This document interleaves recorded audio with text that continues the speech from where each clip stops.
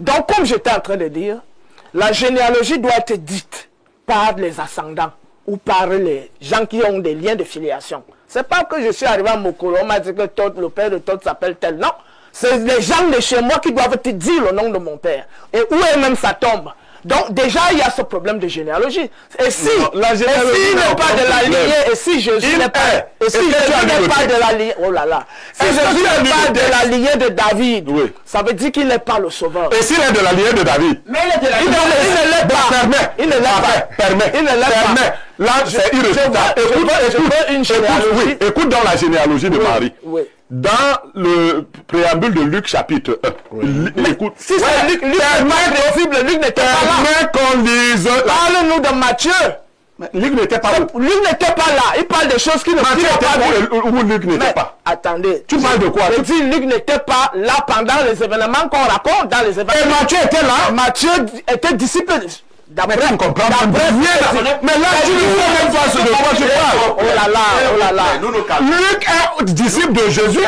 A posteriori, non, il n'est pas celui qui est dont la belle-mère est malade et Jésus vient. Mais il n'a pas lu la Bible. L'introduction de l'évangile de Luc. Il dit, je me suis renseigné de ce que je raconte. C'est-à-dire que lui-même, il je te dis que Luc, sa belle-mère est malade d'une fièvre. Jésus vient prier pour sa belle. Est-ce que tu as lu la Bible? Non, mais si tu n'as pas lu la Bible, vous n'avez pas de... Ce matin, nous marquons un arrêt important pour parler du christianisme avec une interrogation. Qui est à l'origine du christianisme? Plusieurs thèses s'affrontent et ce matin, nous allons essayer de poser ces débats sur la table afin que nul n'en ignore. Je commence par l'homme d'église, chrétien, convaincu et convaincant, qui est sur ce plateau, révérend Bayon. Ça va paraître bizarre, hein, mais je vais le faire. Définissons encore le christianisme. Lorsqu'on aura défini le christianisme, tu vas nous faire comprendre si effectivement il y a une guerre sur la paternité du christianisme. Bien, définissant le christianisme, c'est sur deux volets. Je vais d'abord parler du message. C'est une foi, c'est une croyance autour d'un personnage, Jésus-Christ, qui a vécu au 1er siècle et qui a formé des disciples. Avec la venue du Saint-Esprit à la Pentecôte, n'est-ce pas, la Bible dit qu'il s'est formé, n'est-ce pas, une communauté qu'on a appelée des chrétiens. Et tout au cours de l'histoire, dès le 1er siècle, le mouvement chrétien s'est répandu un peu partout, en Asie, en Afrique, en Europe, et puis on a formé de grandes communautés, mais qui étaient ici dans l'informel, parce que le message du Christ n'était pas pour établir une religion, mais c'était pour transformer le cœur de l'homme. Jésus a prêché le royaume de Dieu, il n'essayait pas de venir poser sur la terre une forme de religion. Il n'essayait pas à tarder, pas du tout. Il adressait un message de Dieu à tous les hommes. Et les premiers disciples ont exactement fait la même chose. Ils n'ont pas essayé d'établir une forme de religion, d'institution religieuse. Mais nous voyons un peu plus tard, vers le 3e siècle, le christianisme s'institutionnaliser. Et avec, n'est-ce pas, des empereurs romains, parce qu'ils avaient vu dans le message chrétien. Vous savez, les hommes politiques sont des hommes de la récupération. Chaque fois qu'ils sentent qu'il y a quelque chose qui peut les intéresser, ils peuvent rapidement récupérer. Et ces politiciens ont récupéré et ont déclaré l'empire chrétien. C'est alors qu'on voit des grandes communautés chrétiennes parce que les gens se baptisaient par masse. On baptisait des gens par milliers et puis on les déclarait chrétiens. Pourtant, l'essence même du christianisme est avant tout spirituelle. C'est un message de Dieu au travers de son Fils Jésus-Christ. Et c'est ainsi que, avec le temps, n'est-ce pas, on a vu des grandes communautés, d'un côté les Coptes en Égypte, ouais. Voyons, parce qu'il y a des discussions sur une forme de paternité du christianisme du côté égyptien. Non, tout simplement parce que le disciple qu'on a appelé Marc a formé une communauté du côté de l'Égypte et qui s'est fortement développée. Et nous voyons qu'Alexandrie devient un grand centre intellectuel dès le IIe siècle où le christianisme se développe énormément. Nous avons également la percée du christianisme du côté de l'Éthiopie par celui qu'on a appelé l'eunuque éthiopien qui fut évangélisé par Philippe, qui porte le christianisme de l'autre côté en Éthiopie. Pourquoi? Parce que l'Éthiopie avait déjà reçu des enseignements judaïques. Nous connaissons l'histoire de Salomon avec l'Éthiopienne et nous connaissons même l'histoire de l'Afrique avec l'Évangile, avec le judaïsme, nous connaissons, n'est-ce pas, l'épouse de Moïse qui était une Égyptienne. Donc, il y avait déjà des fragments de croyances judaïques, dont ils avaient la notion de ce qu'on appelait le Messia. Donc, ils savaient que en Israël viendrait un homme qu'on appelle le Messie, et du grec, n'est-ce pas, Christ. Et le Christ était donc attendu par ces communautés jusqu'en Afrique. On voit l'eunuque éthiopien quitter, n'est-ce pas, l'Éthiopie pour venir en Palestine parce qu'il cherche à adorer, il attend lui aussi le Messie. Vous allez jeter. Donc c'est pour dire que, n'est-ce pas, le christianisme s'est répandu. Mais certains qui, je veux dire, pour moi, c'est des allégations gratuites qui sont sans fondement, sont parfois allés chercher dans le christianisme des origines beaucoup plus antérieures à Christ, qui est son, on peut dire, son fondateur ou bien son inspirateur. Et ce que je dis ici, c'est vraiment faux. Parce que je ne peux pas dire... Le christianisme naît donc avec Jésus, c'est ça? Oui, tout à fait. Le christianisme, c'est une doctrine où nous croyons en Jésus-Christ. Tout à fait. Pour faire simple, c'est cela. Donc, selon vous, la paternité du christianisme, c'est un faux débat? Tout simplement parce que la discussion la discussion théologique autour de l'origine du christianisme naît du fait que le Christ n'a pas essayé d'institutionnaliser une religion. C'était une affaire, les gens devaient s'aimer entre eux. Oui, je peux dire, les gens devaient naître de nouveau, ils devaient retourner à Dieu. Il était un message de Dieu, un message d'amour de Dieu à toute l'humanité. Il n'a pas normalisé la chose. Il n'a pas normalisé la chose. Et de l'autre côté, après lui, se forme, n'est-ce pas, une institutionnalisation qui parfois viole les véritables recommandations de celui sur qui ils disent s'inspirer.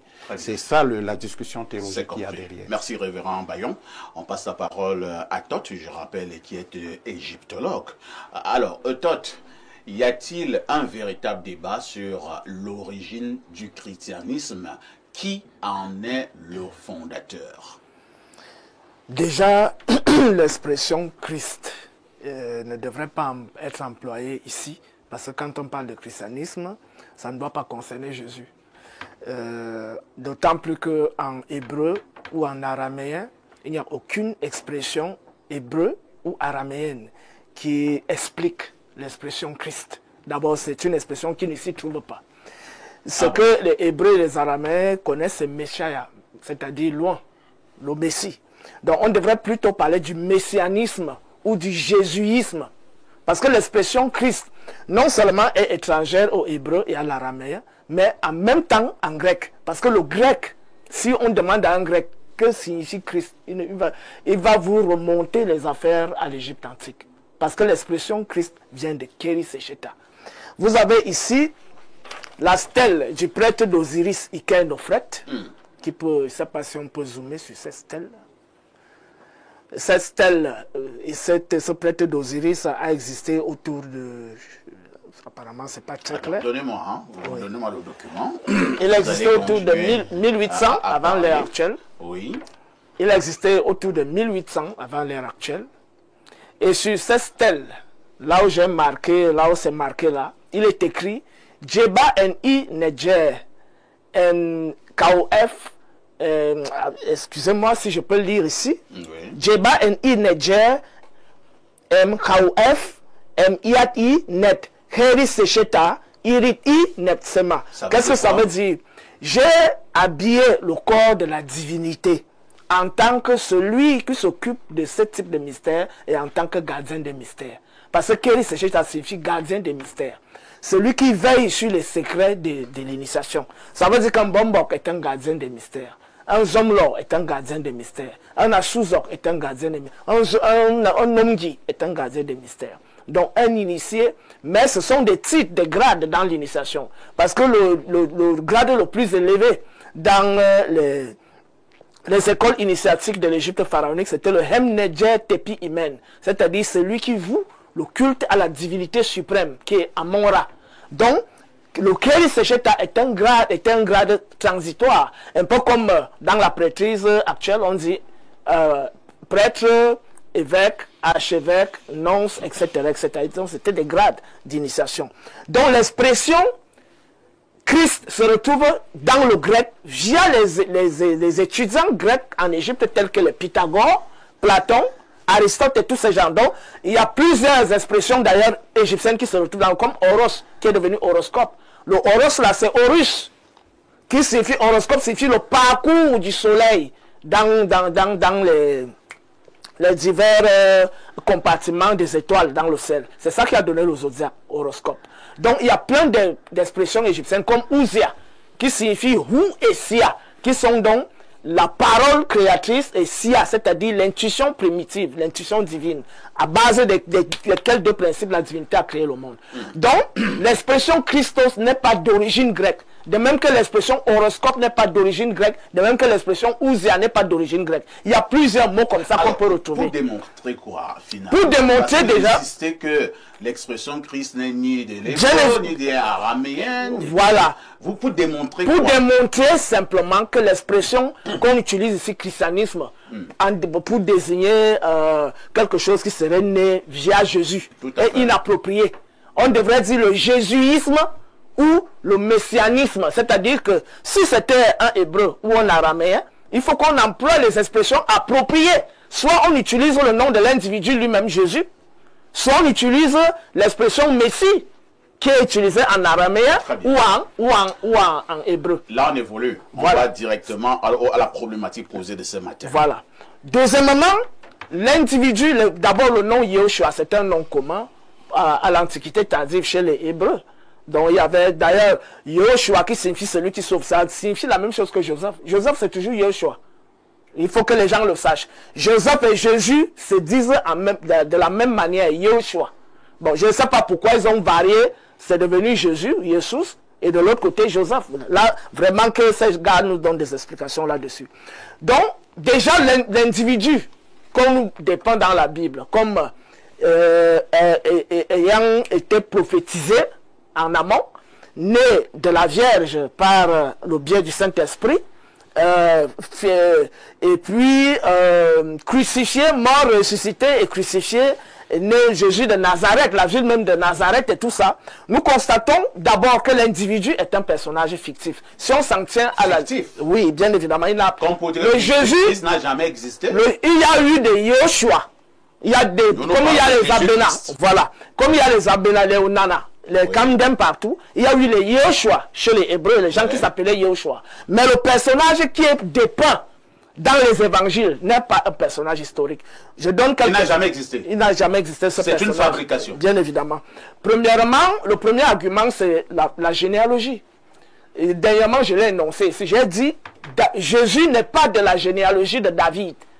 Et même Marie n'est pas de la généalogie de David. Parce qu'il n'y a aucun évangile qui le dit. Nous avons deux évangiles. Nous avons l'évangile de Matthieu et l'évangile de Luc qui nous donnent les généalogies.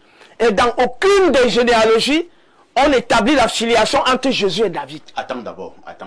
Aucune. Révérend, vous êtes d'accord avec ce que Todd dit? Je pense que Todd est... Et il y a la Bible ici, hein. Il y a la Bible là, qu'on peut lire. On lit là. On peut lire ces deux généalogies devant tout le monde. 50 fois, 100 fois, 1000 fois. Oui. Donc, c'est juste pour dire que le docteur Todd, je respecte beaucoup, hein, est peut-être très brillant en égyptologie, mais pas en Bible. Vous n'êtes pas bibliste. Et vous dites des propos contradictoires.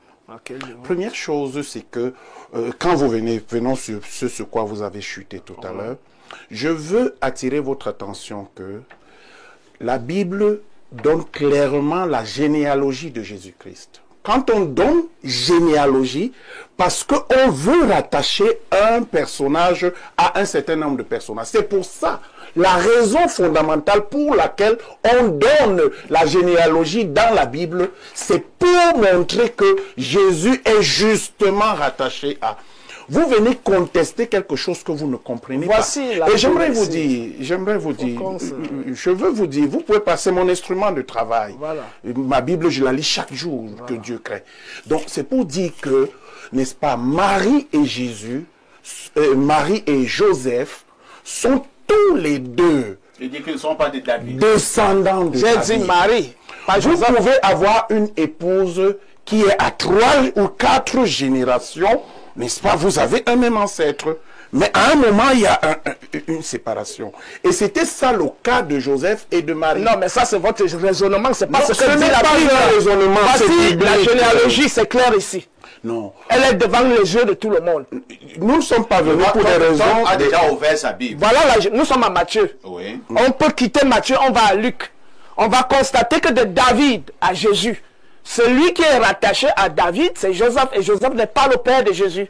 Et nulle part, nulle part, on nous montre la généalogie de Marie. C'est-à-dire que si la Bible, si nous entrons dans les constructions mentales, puisque les gens qui parlaient de Jésus se réfèrent à la Bible essentiellement.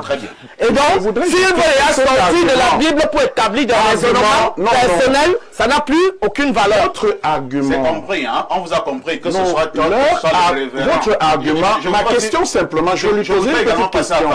Aux autres panélistes. Non, juste une petite question. Si il est d'accord qu'il a rattaché la généalogie de Joseph à David, avez-vous cherché la généalogie de Marie? Bien sûr, je l'ai cherchée. Elle n'est nulle part ici. Non. On a parlé du père de Marie. On a parlé d'une généalogie. S'il vous plaît, on a parlé du père de Marie. Puisque les généalogies sont claires dans la Bible. Les deux évangiles qui parlent de généalogie, il y a Matthieu et Luc. Et tout le monde parle dans sa Bible, il va vérifier que Jésus n'est pas de la lignée de David. Écoutez, voilà. Ma question est de savoir si vous avez en main la généalogie de Jésus. C'est compris. Marie existant, avez-vous sa généalogie? On vous a compris. Pour comparer. On vous a compris. On a compris la thèse de Todd. On a compris également que le révérend n'est pas d'accord. Pierre Blériot-Niémec, c'est vrai que pour parler de l'origine du christianisme, il faut justement d'abord que nous entendions sur cette affaire de Christ, et je vois vraiment que le débat est houleux, mais je voudrais qu'on puisse évoluer. Mais je vous donne la parole, si vous pensez qu'on peut quand même encore disserter sur cette affaire de Christ. Et surtout, il y a un autre débat. J'ai peur qu'on embrasse tous ces débats, parce que c'est un gros débat encore. Beaucoup qui pensent même que Jésus est un personnage fictif. Ok. Si cela était vrai, mais nous sommes dans l'entourloupe. Oui, si c'était vrai. Alors, Alain Douk a dit entre eux savants, il faut pas... Il faut se respecter. Il faut se respecter. Évidemment, entre les chercheurs, il faut se respecter. Quand j'ai vieilli un peu, je suis retourné à l'école doctorale, j'avais pour camarade Tot. Ah bon? Qui est assis là. On a été camarades en 4e et en 5e année de philosophie. Il a choisi de faire métaphysique. Il a choisi en même temps de faire égyptologie. Ça veut dire qu'il fait des recherches. Nous avons tous fait des bribes de cours d'égyptologie. Je ne peux pas aujourd'hui discuter égyptologie avec lui.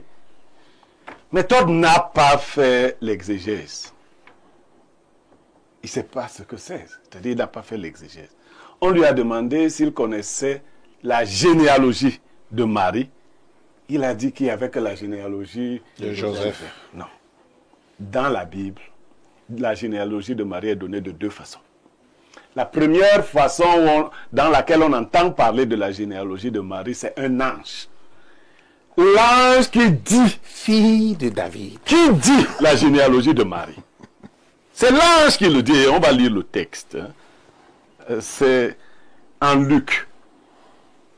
Alors, l'ange est apparu par 2 fois. il est d'abord apparu à la cousine de Marie, qui s'appelle Élisabeth, qui est la femme de Zacharie, qui a donné naissance à Jean-Baptiste. Zacharie a... Non, il est apparu à Zacharie. Zacharie a nié. Et l'ange lui a dit, pour signe, tu seras muet jusqu'à ce que l'enfant naisse. 6 mois après, parce qu'il faut savoir que Jésus et Jean-Baptiste ont un écart de conception de 6 mois. 6 mois après, le même ange est venu apparaître à la cousine d'Élisabeth. Et il lui parle. Et il dit à Marie qu'un enfant va naître de toi. Et il va prendre le trône de David, son père. Il naîtra de toi et il prendra le trône de David, son père. Parce que Marie est fille de David. Ça, il faut... Luc chapitre 1, il faut lire. L'exégèse. Maintenant, la deuxième façon. Parce qu'il faut savoir que dans l'exégèse biblique, Marie est la deuxième épouse de Joseph. C'est-à-dire, il faut le savoir. Que Joseph a été marié, il a eu des enfants, il a vieilli, il est de loin plus âgé que Marie. Tout à fait. On dit qu'il était veuf. Il est veuf.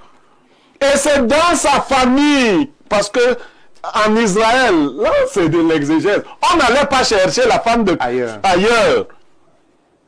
Le mariage était endogamique. Mais on faisait, la seule différence c'était que vous ne deviez pas être parents directs. Donc il faut d'abord qu'il évacue cela.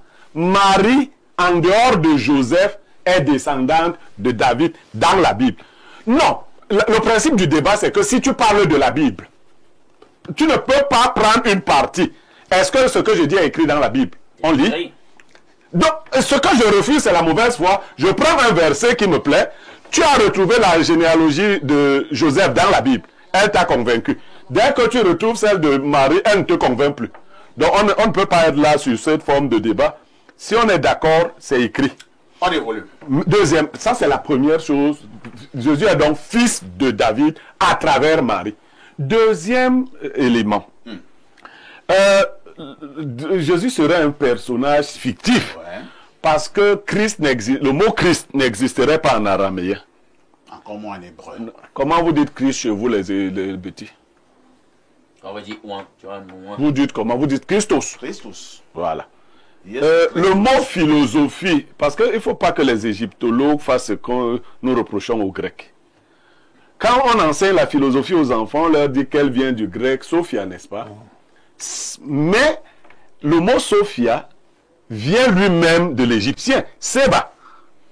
Vous voyez? Et les Grecs ont forcé, à partir de Seba, chez les Égyptiens, ils se sont donné Sophia. On ne va plus dire que le mot Sophia n'existe pas en grec. De toutes les façons, je sais qu'il a fait aussi linguistique, parce que moi j'ai fait linguistique des langues africaines. Lorsque deux langues se côtoient, les mots vont traverser une langue pour entrer dans l'autre. Et déjà qu'il y a toute une étude qui démontre l'erreur va chuter. Donc je suis en train de montrer que les Grecs ont adopté le mot Christ, qui n'était pas à l'origine un mot grec, et ils l'ont appliqué aux personnes. C'est un mot d'emprunt. C'est un mot d'emprunt. Ils l'ont appliqué au Christ Jésus, qui a donc effectivement existé, et autour duquel une idéologie est née. Le christianisme. Une idéologie est née, voilà. Merci Blair. Que ce soit Alain Douk, que ce soit le pasteur, que ce soit Blériot, on estime que vous êtes à côté de la plaque. Bon, je réponds avant mon développement. Je réponds d'abord que la chronologie dit que avant Jésus, après Jésus, c'est Julien le Petit, un Romain au IVe siècle, qui décide de la date, c'est-à-dire 4 siècles plus tard. Ce qui est très ridicule.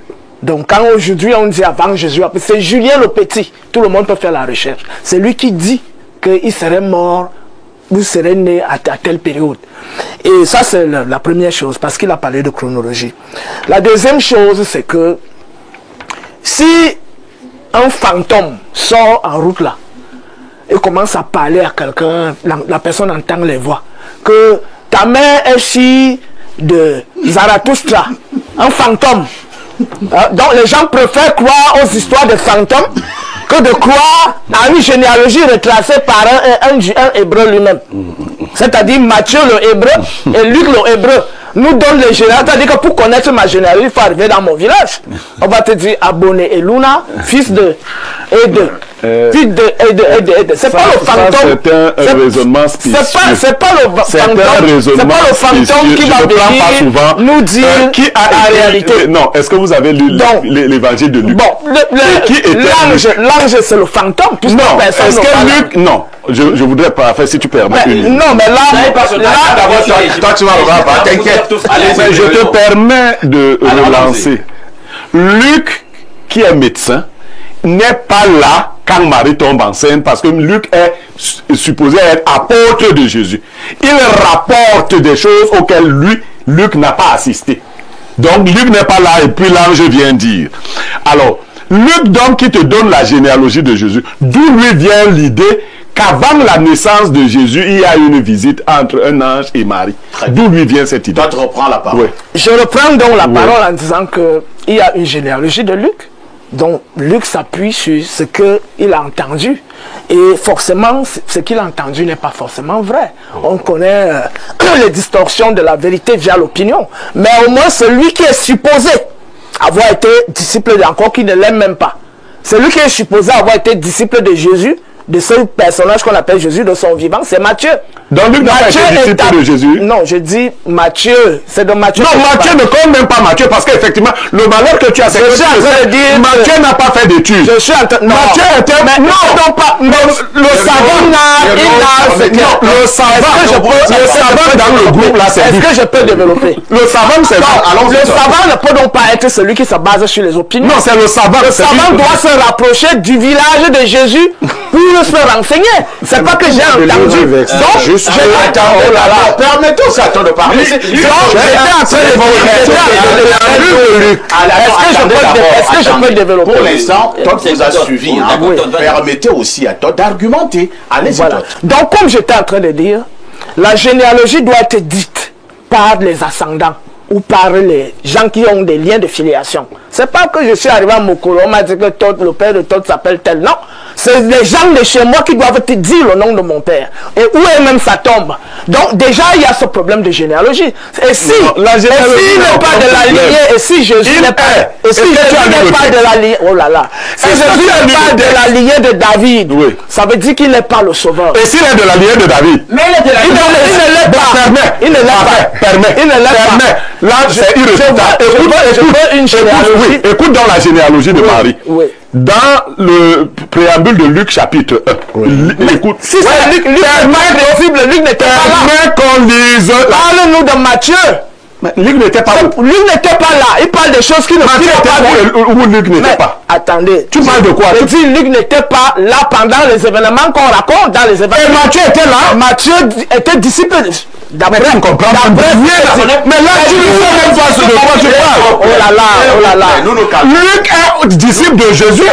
Non, il n'est pas celui qui est dont la belle-mère est malade et Jésus vient. Mais il n'a pas lu la Bible. L'introduction de l'évangile de Luc. Il dit, je me suis renseigné de ce que je raconte. C'est-à-dire que lui-même, je te dis que Luc, sa belle-mère est malade d'une fièvre. Jésus vient prier pour sa belle. Est-ce que tu as lu la Bible?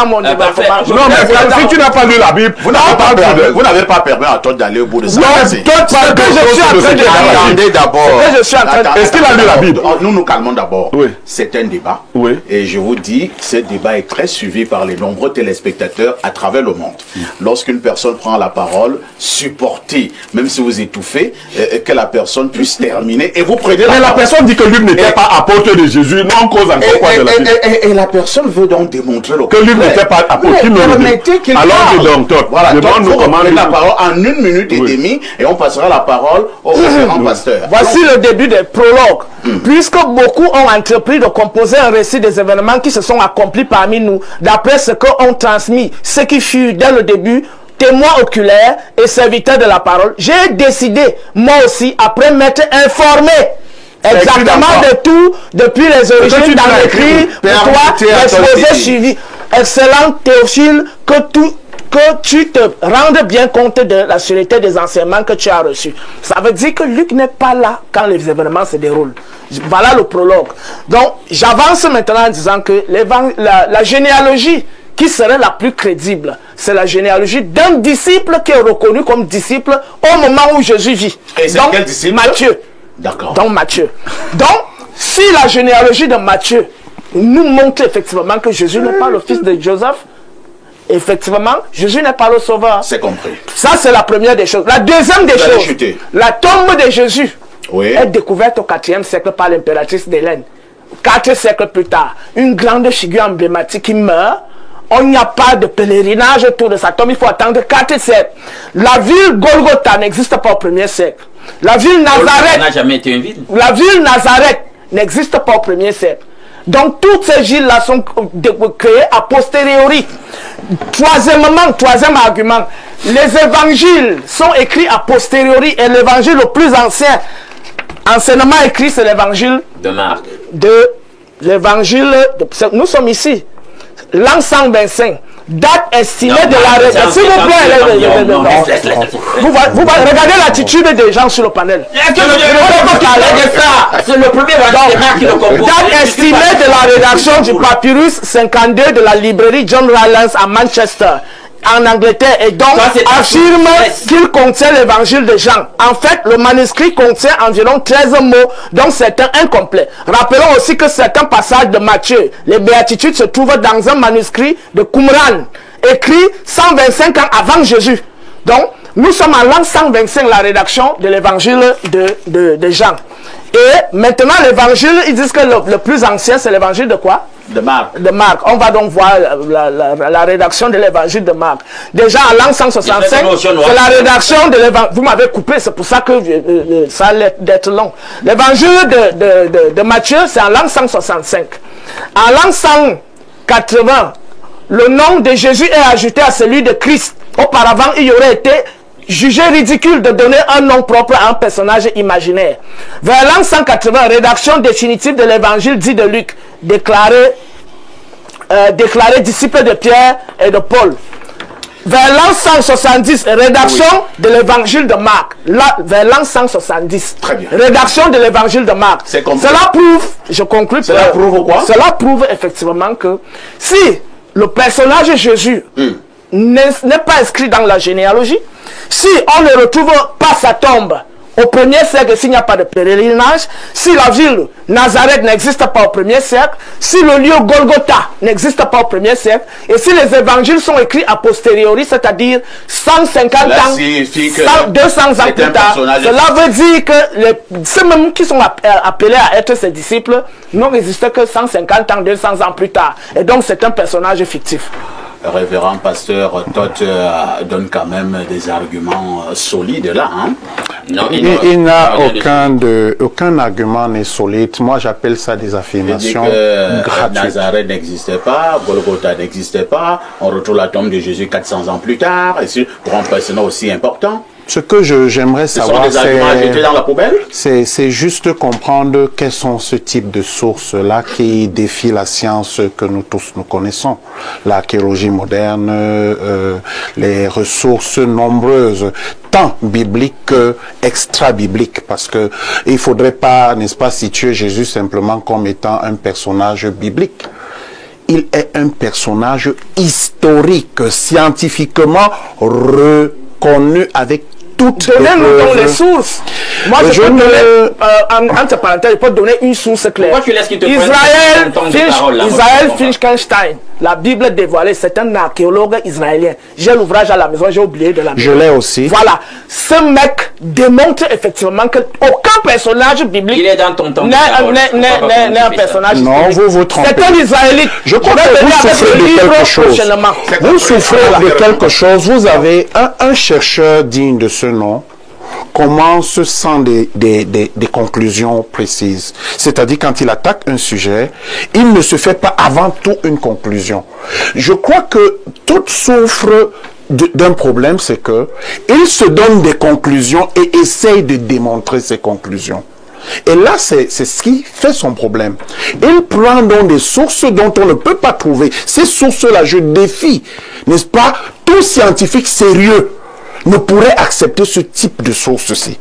Parce que ce sont des sources qui sont fausses et mensongères. Oui. D'après vous, le croyant, tout scientifique croyant, il faut préciser, pas tout scientifique sérieux. Tout scientifique. Il y a des preuves. Il y a un livre écrit par un Israélite. Voilà. Qui s'appelle la Bible de chiffres. C'est toujours. Qui s'appelle la Bible déchiffrée. La Bible dévoilée. La Bible dévoilée. C'est un archéologue. C'est toujours des sources mensongères.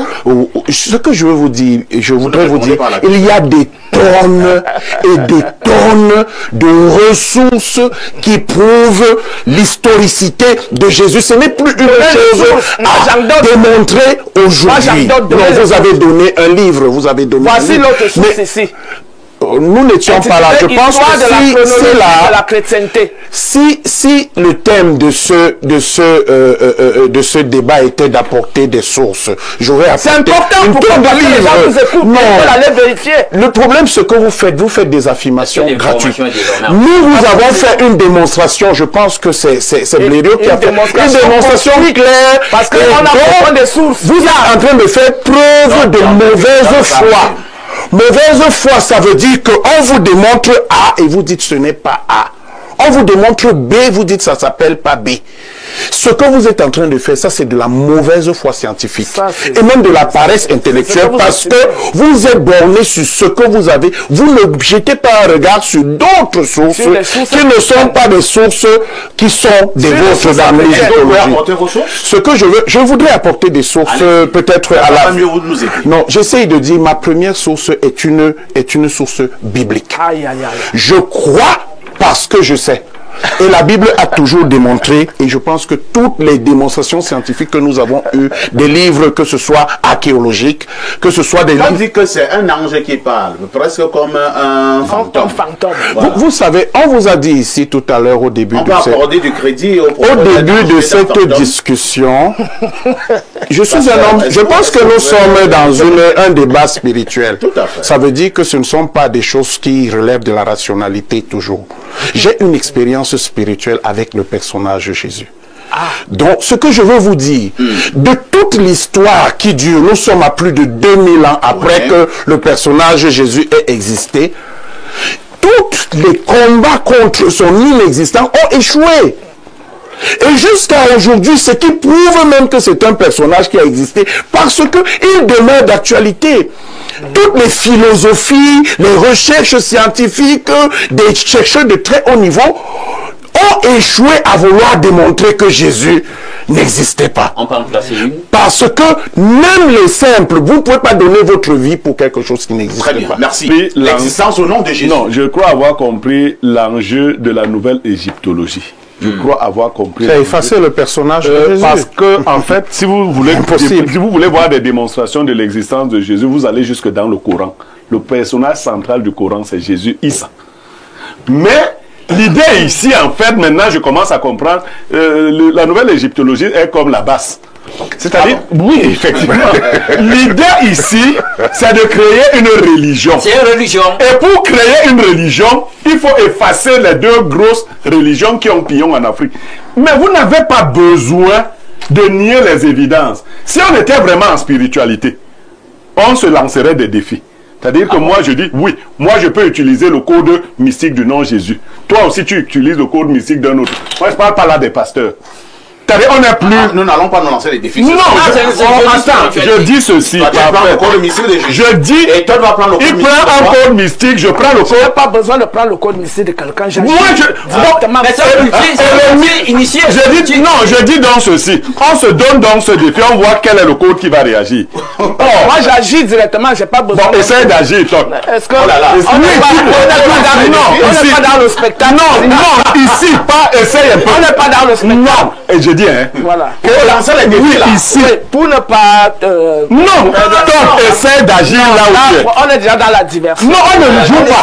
Non, là maintenant c'est sérieux, essaie d'agir. Qui est à l'origine du christianisme? Non, attends, ici, dis à toi que s'il a quelque chose, il essaie d'agir. D'agir en rapport avec quoi? Dans le code mystique maintenant. Qu'est-ce que tu m'as fait? Essaie de faire seulement n'importe quoi. Tu ne m'as rien fait. Donc je remédialise là maintenant.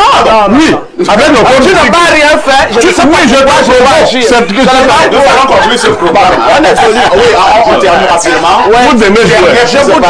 Je voudrais que tu présentes cette image. Vraiment, en quelques secondes. Oui, sur cette image, vous voyez des Grecs et des Égyptiens noirs en train de pratiquer le culte d'Isis. Là, on est autour de 250 avant l'ère actuelle. Là aussi, vous voyez le Issa dont il vient de faire mention là, qui était un prêtre d'Isis. Vous voyez là des Noirs et des Grecs. Et là, c'est écrit quoi, à quelle période? Si tu peux lire la date, si tu peux lire la date. C'est une honte de présenter une imposture, de présenter des images contemporaines. Ça, c'est une image contemporaine que vous présentez. C'est une honte scientifique.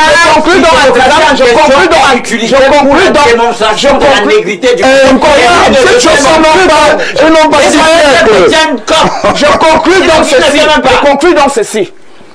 Ceux qui sont à l'origine du christianisme, ce sont les Hébreux et les Grecs qui se sont frottés au culte d'Isis. Parce que la vraie sauveuse, c'est Isis. C'est grâce à Isis que... C'est grâce à Isis que... C'est terminé, on dira merci. Donc, s'il te plaît, tu laisses la dernière phrase. Ce sont les enseignants...